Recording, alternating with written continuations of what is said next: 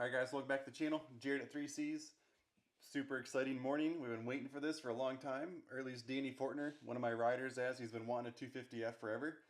And today is the official press release on it. I've been pretty quiet on this bike because we've seen flashes of it. We've seen Carson Brown riding it. We've been hearing about this bike for probably 6 months as far as like actual like leaked pictures.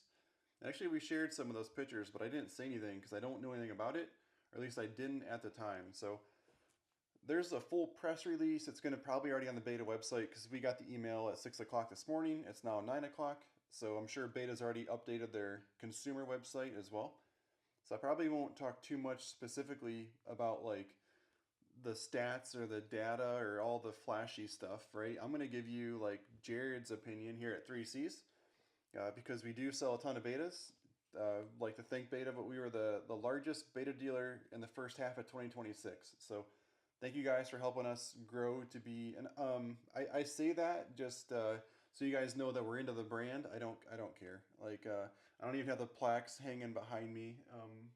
One of them might be this. Oh no, that's just a broken clutch cover. That's from the Tennessee Knockout. I thought Beta had them inscribed, but anyway, that's cool. So thanks for supporting our shop, and that's why we do this. We're super into it. And I was actually on the phone this morning with all my racer dads because my son and his friends are all on that age where they're on 125s, and this 250F is like perfect timing. Like, thank you, Beta. Braxton, Caleb, Owen, all of these kids are gonna like just go straight to this 250F. So we can order these apparently tomorrow, and I think I already have like 8 of them. And Danny, can't forget my man Danny Fortner. We're gonna order a bunch of these right away. So super excited. I have my notes that I've been thinking about. My phone needed a charge that I filmed with this morning. So while that was charging before I could make this video, I thought a lot about the bike and like things that I need to see or that I'm curious about. Because I rip bikes down to the frame almost every week. Whether it's, I just rebuilt Caleb's bike last week. I rebuilt Braxton's practice bike this 2 nights ago. And I'm probably going to rip Braxton's 200 down to the frame and do a complete crank. So like, I'm always in these motors, or at least the 2-strokes as of now, because we haven't had a 250F yet. So I'm going to go over like my needs. So first of all, it's a brand new 2027 model. It's crazy we're seeing 2027. 250 RXF. So they're adding the F behind it now because we've always had the 250 2-stroke.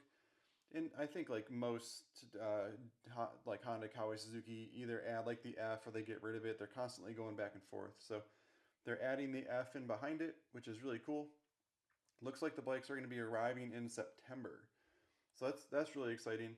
And I'm going to put some pictures in here as I'm talking like I always do, but they're really small in this email. So if I put these in there and they look bad, it's just because the pictures are like 1 inch by 1 inch that we're even looking at.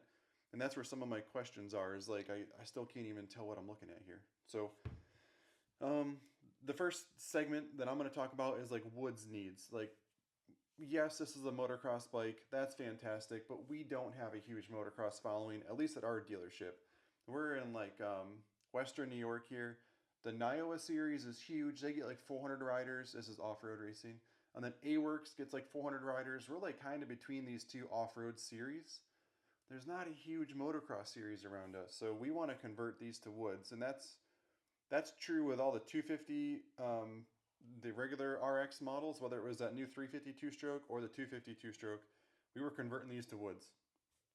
I do have Bryn. He runs a 450 for us. He's going to race High Point. So I just got done working on his bike this week. He's got a Beta 450. Pro motocross kid, super fast, great family. So I do have like a little bit of moto, but not a ton of it. So the Woods needs. The first thing I'm concerned about is going to be a larger gas tank. So these bikes are coming out in September. Can IMS have one of these ready? GNCC is going to start the next year in February, like they always do.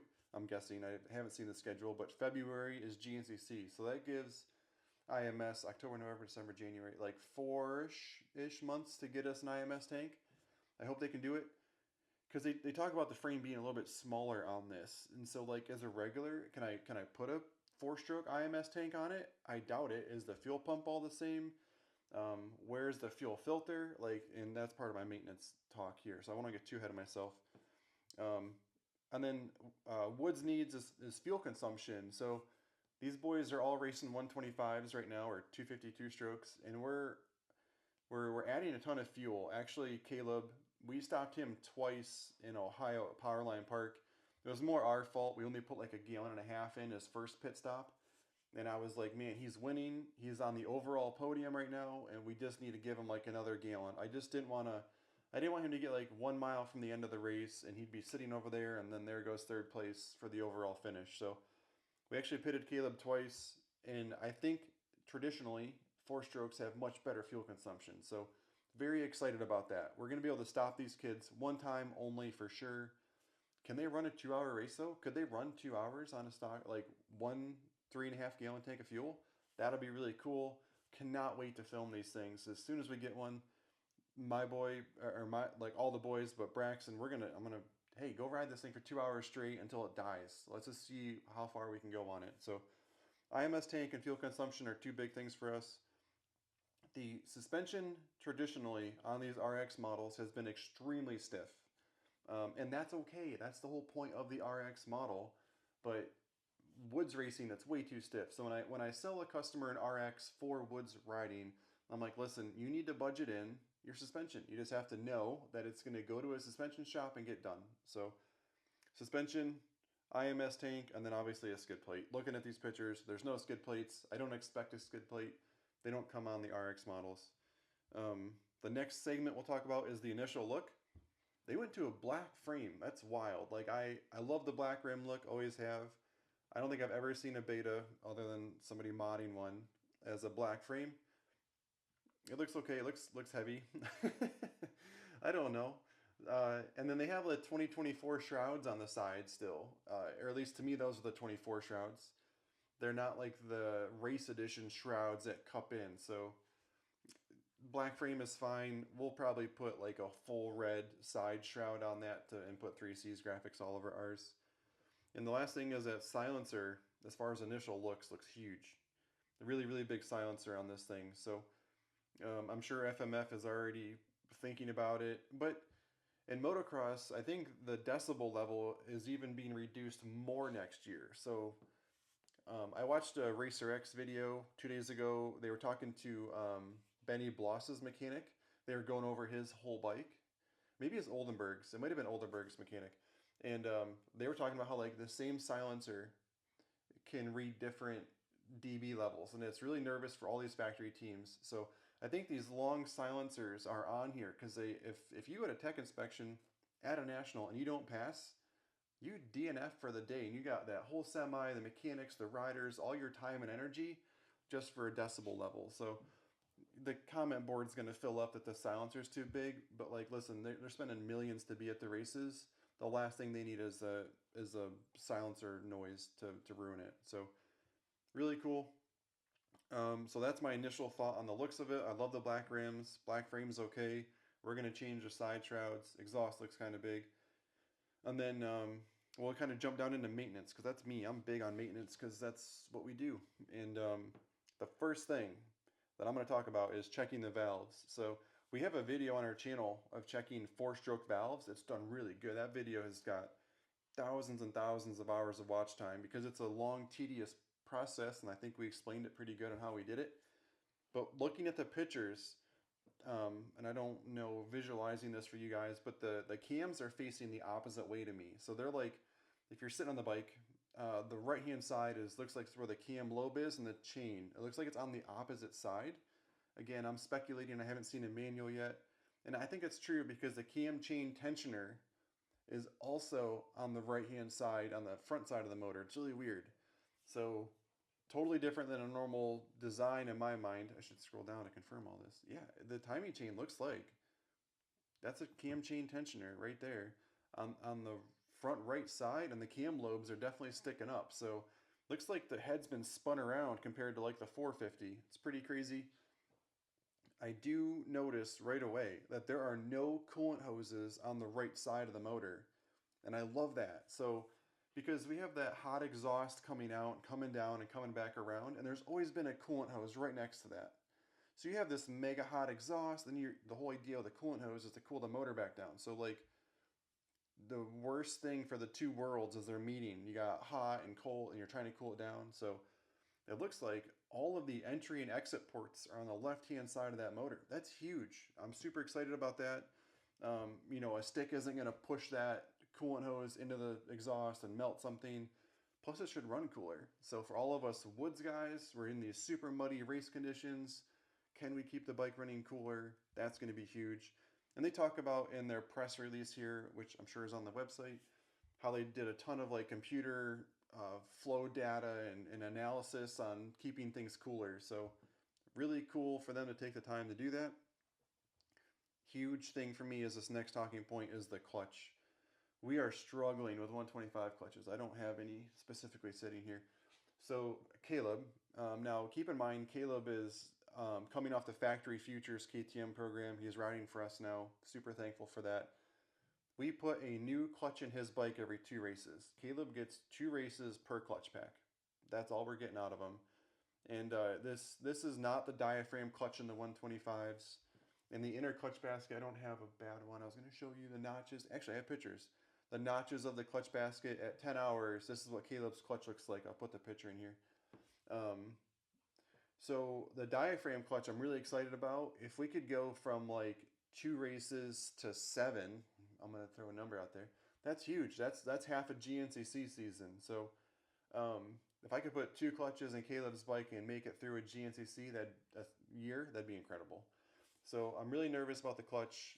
I think it's going to be okay because the diaphragm has been in the rest of the RX line and in like actually all of the beta motors, the bigger ones, 250 and bigger, like the 2-strokes.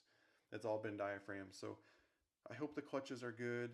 I do enjoy, as far as the maintenance guy here, if you look at that right engine and the clutch cover is above the brake pedal.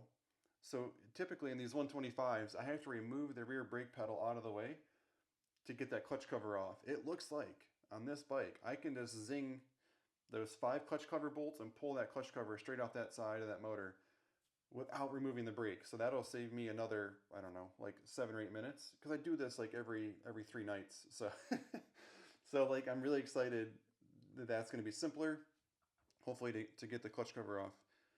As a dealer, is it a Texa tool? Like, and now I'm going to go into like the EFI mapping of this. That's going to be such a talking point. People are going to be worried about mapping these bikes and they buy exhaust, and we need to know all that. So is it a regular Texa tool hookup? Is it going to be the same easy process? Is there going to be multiple maps? Now on the new bar pad, they do talk in here that there's already multiple maps built in, which is standard. But there's going to be launch control, like 5, I think it was 5 steps of launch control. I'm going to let the press release, you guys read that to confirm the number of them. And then traction control. So there's a bunch of stuff built into that bar pad. Cannot wait to see it. The next thing, the stock chain looks, they're not good. So if you buy a Beta RX model, I would take that chain off, put it in a box, and put a good chain on it right away. Then when you go to sell the bike, you can put the stock chain right back on. So I would not use the stock chain at all. They stretch extremely fast. Just put the chain in a box, keep it looking nice, don't use it. The electrical connectors, so how are we doing? Are they, you know, like my biggest thing is just like woods racing and durability and mud and pressure washing. I just hope everything, you can't see anything, it's beautiful. Like the layout of this bike, like there's no wires hanging down looking like a mess. Again, my pictures are like 2" by 2", so I don't have a lot to go by here, but I don't see a ton of wires just bleeding around on this bike. So I'm hopeful that that's all been cleaned up. I can't wait to rip a gas tank off of one, give you guys like a full bike breakdown. Whatever one comes in for Braxton, I'm just going to frame it. And not because it needs it, because I want to learn about it and talk to you guys. So electrical connectors, how does it look? And then this is a big one. I don't think this is a split engine case for oil. I see the oil filter on the left-hand side, and I only see one oil fill on the right side. So traditionally, a Beta 4-stroke motor has been a split engine case design, meaning engine oil and transmission oil have been separate. I am speculating because I don't have an owner's manual. Pictures are super small, but I do not see an oil fill on the left-hand side of this motor. Does that mean we went to a single cartridge, like single compartment for oil? So that's huge. Typically, the beta oil on the clutch size has been kept really contained and it doesn't spread through the motor. So is that new or is there more screens? So I'm really curious on the oil change procedure on this thing. Again, I can't wait to do one. Can't wait to get Braxton's here and just rip this thing down. And then the last thing is the fuel filter. This is a four-stroke topic. So typically, like every 2 years for most customers, you need to do a fuel filter. It's just part of your maintenance. It's like changing the air filter. You do a fuel filter every 2 years to keep your bike running right. Um, how does the fuel filter look? Like, where is it? Is it inside of that tank? So I'm really curious. I can't wait to get one of these because this is fun to talk about and speculate. And I hope you guys have gotten some education from this because we do so much with beta. And I just can't wait to get these things. We're gonna order probably 10 of them tomorrow. And just if you guys want one, please call us. We'd love to work with you. Family shop. We'll take care of you guys. Oh, aluminum subframe. That's wicked cool. That's on this thing. So many cool features packed into this bike. We can't wait to get them. Hope you guys found the video helpful. If you enjoyed it, please consider subscribing to our channel. We just hit 30,000 subscribers, so thank you guys so much. Enjoy the ride. We'll see you in the trail.